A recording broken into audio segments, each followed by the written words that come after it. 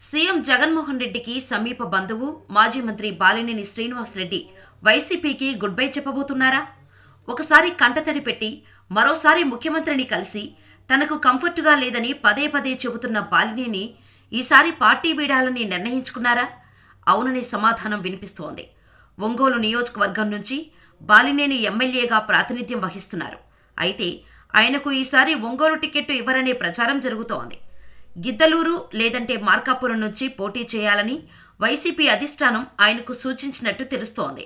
YCP అధిష్టాన వైఖరిపై తీవ్ర అసంతృప్తితో ఉన్న బాలినేని టీడీపీకి టచ్లో ఉన్నట్టు వార్తలు వస్తున్నాయి.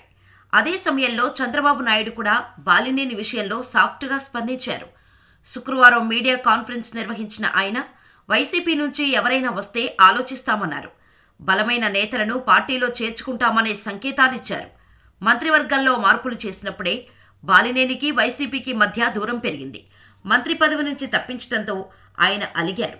సీఎం జగన్ పిలిపించుకొని మాట్లాడినా ఆయన తరచూ తన అసంతృప్తిని వివిధ వేదికలపై వెళ్లగక్కుతూనే ఉన్నారు. ఉమ్మడి ప్రకాశం జిల్లాపై బాలినేనికి పార్టీలో మంచి పట్టు ఉంది.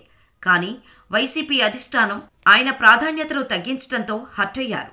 ఇన్నాళ్లు సరైన సమయం కోసం ఎదురుచూశారు.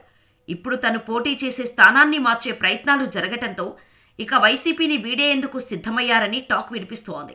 అటు ఆయన వస్తే పార్టీలో చేర్చుకోవటానికి టీడీపీ సిద్ధంగా ఉంది. మరి నిజంగానే బాలినేని వైసీపీకి గుడ్ బై చెబుతారా, లేక పార్టీ ఆదేశాలను పాటిస్తారా? ఈ ప్రశ్నలకు సమాధానం త్వరలోనే వచ్చే అవకాశం ఉంది. ఇక ఇదిలా ఉంటే సార్వత్రిక ఎన్నికల ముందు వైసీపీ అధినేత సీఎం జగన్ వ్యూహాత్మకంగా వ్యవహరిస్తున్నారు. ఎన్నికలకు మరో 4 నెలలు మాత్రమే సమయం ఉండటంతో అభ్యర్థుల ఎంపిక విషయంలో జగన్ దూకుడుగా వ్యవహరిస్తున్నారు. ఎమ్మెల్యే అభ్యర్థుల విషయంలో జగన్ మొదటి నుంచి కూడా క్లారిటీగానే ఉన్నారు. సర్వేల్లో ముందున్న వారికే టికెట్లు కేటాయిస్తానని వ్యతిరేకత ఉన్న ఎమ్మెల్యేలకు తిరిగి టికెట్లు ఇచ్చే ప్రసక్తే లేదని తేల్చి చెప్పారాయన. తాజాగా దీనికి అనుగుణంగా జగన్ అడుగులు వేస్తున్నట్టు కనిపిస్తున్నారు. 11 నియోజకవర్గాల్లో అభ్యర్థుల విషయంలో మార్పులు చేర్పులు చేసి సంచలనం సృష్టించారు. వైఎస్ ఫ్యామిలీకి అత్యంత సన్నిహితుడైన ఆళ్ల రామకృష్ణారెడ్డికి సైతం వచ్చే ఎన్నికల్లో ఎమ్మెల్యే టికెట్టు నిరాకరించారంటే అభ్యర్థుల వడపోత ఎంతటి స్థాయిలో జరుగుతుందో అర్థం చేసుకోవచ్చు. మంగళగిరి టికెట్టు దక్కకపోవడంతో ఆళ్ల రామకృష్ణారెడ్డి ఎమ్మెల్యే పదవితో పాటు వైసీపీకి సైతం రాజీనామా చేయటంతో తొలుత అందరూ షాక్కు గురయ్యారు. అయితే ఆళ్ల రామకృష్ణారెడ్డి మంగళగిరి బరి నుంచి తప్పుకోవటం వెనుక జగన్ మాస్టర్ ప్లాన్ ఉందని రాజకీయ పరిశీలకులు చెబుతున్నారు. ఆళ్లకు సంబంధించి అన్ని విషయాలు జగన్కు తెలిసే జరిగాయనే అభిప్రాయం వ్యక్తమవుతోంది.